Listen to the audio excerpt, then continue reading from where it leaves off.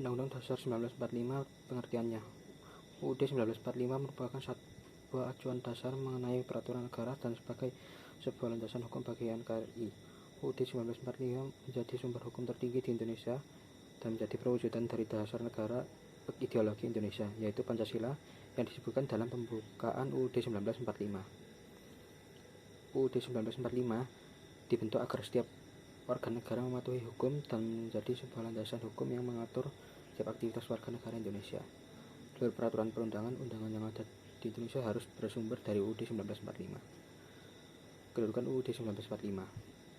Dalam Undang-Undang Nomor 12 2012 tentang Sumber Hukum dan Tata Tertib Peraturan Perundang-undangan, kedudukan UUD 1945 di garis depan peraturan perundang-undangan yang ada.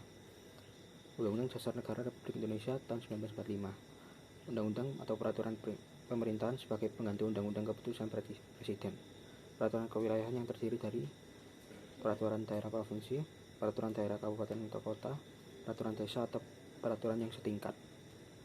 Fungsi UUD 1945. UUD 1945 memiliki dua bagian, yaitu pembuka dan batang tubuh. Pada bagian pembuka, UUD 1945 akan terdiri dari